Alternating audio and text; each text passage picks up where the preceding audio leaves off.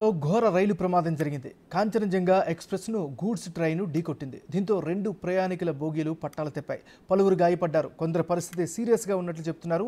Rescue టీంలు సంఘటనా స్థలానికి చేరుకున్నాయి.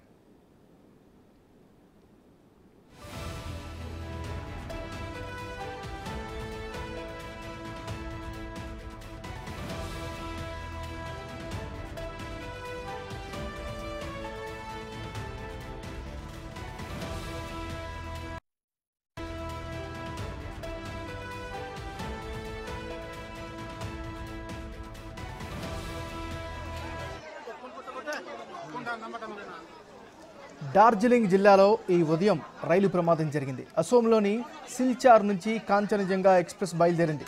కోల్కతాలోని సెల్డాకు చేరుకోవాల్సి ఉంది. ఇంతలో ప్రమాదం జరిగింది. న్యూ జాల్పాయి గురి సమీపంలో రంగసాని స్టేషన్ సమీపంలో ఈ దుర్ఘటన జరిగింది.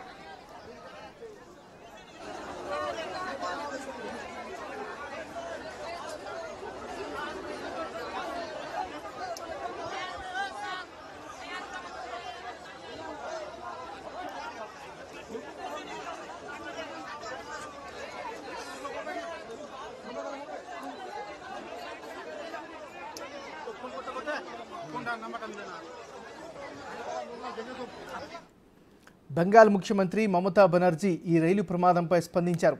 డాక్టర్లు, సహాయక సిబ్బంది స్పాట్కు వెళ్లాలని ఆదేశించారు. ఆమె యుద్ధ ప్రాతిపదికన చర్యలు తీసుకోవాలని చెప్పారు.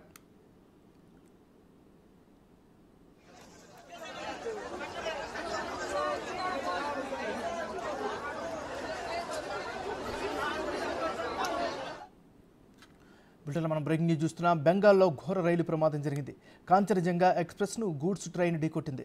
దీంతో 2 ప్రయాణికుల బోగీలు పట్టాలు తెప్పాయి. పలువురికి గాయపడ్డారు. కొందరి పరిస్థితి సీరియస్గా ఉన్నట్లు తెలుస్తోంది. ఇక ఈ ప్రమాదానికి సంబంధించి మరింత లేటెస్ట్ అప్డేట్స్ని మా రిపోర్టర్ శివ ఢిల్లీ నుంచి అందిస్తారు. శివ, చెప్పండి, ఈ ప్రమాద ఘటనకు సంబంధించిన లేటెస్ట్ అప్డేట్స్ ఏంటి? సహాయక చర్యల మాట ఏమిటి?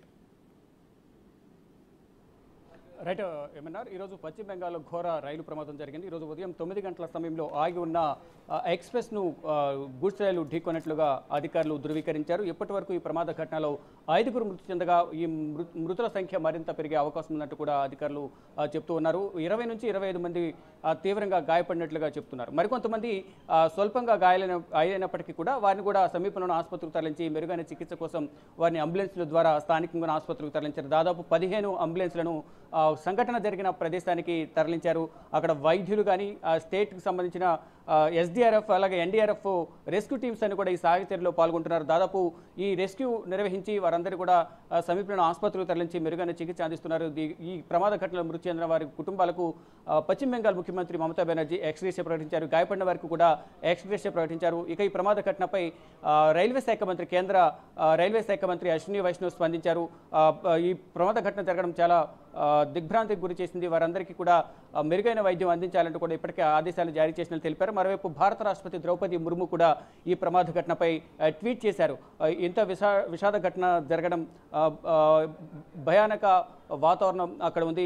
అనేక మంది గాయపడ్డారు. దాదాపు 5గురు చనిపోవడం ఇది చాలా తీవ్రంగా పరిగణించాల్సిన అంశం.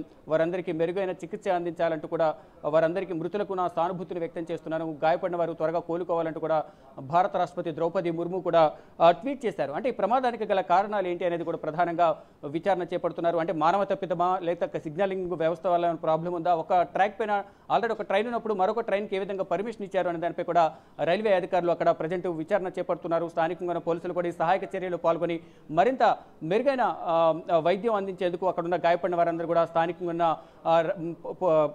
హాస్పిటల్స్కు తరలించి మెరుగైన వైద్యం అందిస్తున్నారు. కొంతమంది పరిస్థితి విషమంగా ఉన్న నేపథ్యంలో వారందరికీ కూడా మెరుగైన వైద్యం అందించాలనేది ప్రధానంగా రాష్ట్ర ప్రభుత్వం నుంచి అనేక సహాయక సహకారాలు అందిస్తాము, అన్ని విధాలా ఆదుకుంటామనేది రాష్ట్ర ముఖ్యమంత్రి మమతా బెనర్జీ తెలియజేశారు. ఇటు అధికారులు కూడా, రైల్వే శాఖకు సంబంధించిన అధికారులు, పోలీసు వ్యవస్థ, డాక్టర్లు అందరూ కూడా ఈ సహాయక చర్యల్లో పాల్గొంటున్నారు. డాక్టర్లు సంఘటనా స్థలానికి వెళ్ళి దాదాపు